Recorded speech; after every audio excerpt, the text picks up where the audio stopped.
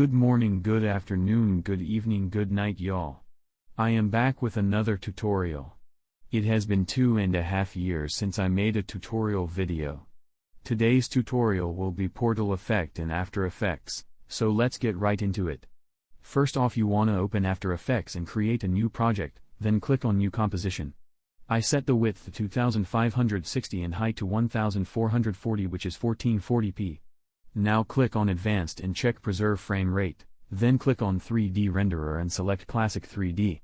After you have set to these settings, click OK. Now drag your clips into the timeline. If there's a black bars, right-click on the clip and look for Transform and click Fit to Comp.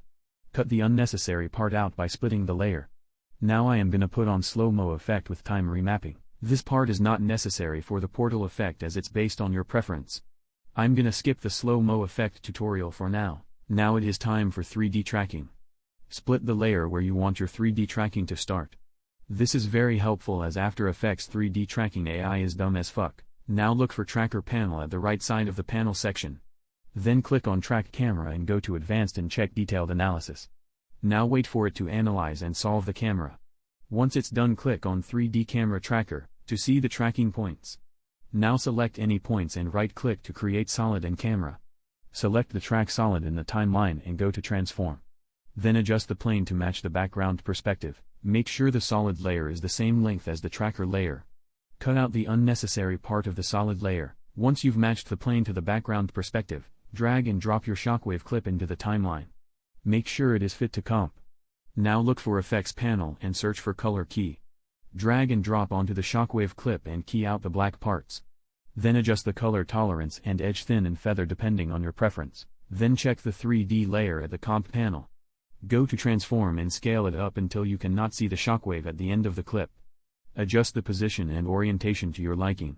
Once you've adjusted, go to the Tools panel and look for Eclipse tool and double-click on it. Use the Transform instead of the Mask to adjust. Adjust the position to the same position as the shockwave. Then click on the Stopwatch button for position, scale and opacity for keyframing. Then change the opacity to 0% at the start of the solid layer. At the Preview panel, click on Next Frame until you see the shockwave appears. Then change the opacity to 100%. Now it is time to adjust the scale and position to match the shockwave's opening. Go to the next frame to match the shockwave again. Make sure to not leave any gaps of the opening of the shockwave. Once you are happy with the results, drag and drop your second footage into the timeline. Don't forget to fit to comp and cut out unnecessary parts. Make sure the footage is in the same starting position as the solid layer. Drag the clip and put underneath the solid layer. Look for Toggle Switches Modes and click on it. Then inside the track mat, select Alpha Mat of Track Solid 1. Boom shakalaka boom, you just made the portal effect. On your first footage, cut out the unnecessary part at the end. Once you are done with the portal, select all the layers in the comp panel and right-click and select Pre-Compose. Check the Adjust Composition Duration to the time span of the selected layers and hit OK. Now with the pre-comp layer, you can add in effects to make the shockwave look good. But for now I will be adding Magic Bullet Looks and RSMB effect. Right-click on the comp panel and select New and hit Adjustment Layer. In the Effects panel, look for Looks and drag and drop onto the adjustment layer. Under the Effect Controls panel, click on Edit and wait for Magic Bullet Looks to open. This is the software I use for color correction. Then you can adjust the color correction to your liking. I'm gonna make it simple for today's tutorial. Now let's create another adjustment layer and drag and drop RSMB under the Effects panel onto the adjustment layer. I usually adjust the blur amount to 0.45 and motion sensitivity to 65.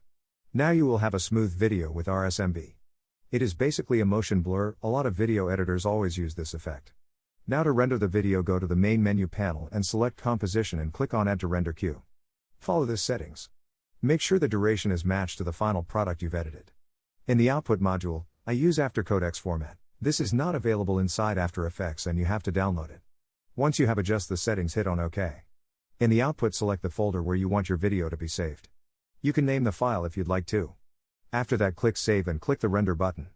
That's it for today's tutorial. I hope you find this video useful even though I suck at tutorial.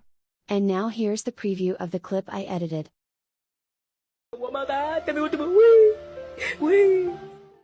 Thank you for watching.